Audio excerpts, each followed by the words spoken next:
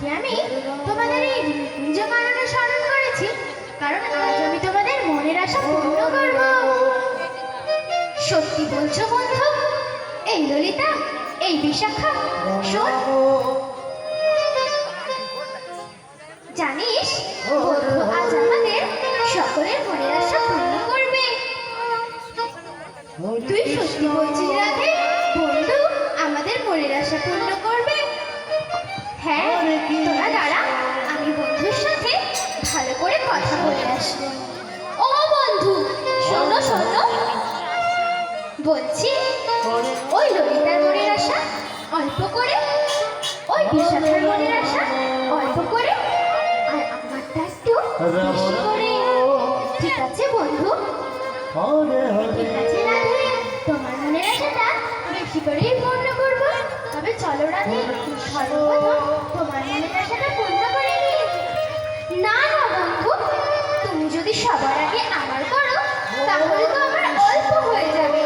আগে ললিতা, তারপর বিশাখা, তারপর সবার শেষে আমার অনেক বেশি করে। ঠিক আছে বন্ধু? ভুল করছো রাধে, সর্বপ্রথম তোমার মনের আশাটা বেশি করে পূর্ণ করে নিই, তারপর ললিতা আর বিশাখার মনের আশাটা অল্প করে পূর্ণ করবো। আরে না, তুমি না কিছুই বোঝো না। বললাম তো আগে ওদের, তারপরে আমার অনেক বেশি করে। ঠিক আছে রাধে, তুমি যা বলবে তাই হবে। চলো ললিতা, সর্বপ্রথম তোমার মনের আশাটা পূর্ণ করে নি। হরে কৃষ্ণ হরে কৃষ্ণ। ও মায়েরা, গোবিন্দ সকল গোপীদেরকে ডাকলেন নিকুঞ্জ কাননে সকলের মনের আশা পূর্ণ করতে এবং নতুন একটি লীলা করতে। এইবার সময়ের মনের আশা পূর্ণ করবে বলে রাধারানীকে বললেন। রাধারানী বললেন ওদের আগে করো, তারপরে আমায় বেশি করো। রাম রাম। তাই গোবিন্দময় ললিতাকে নিয়ে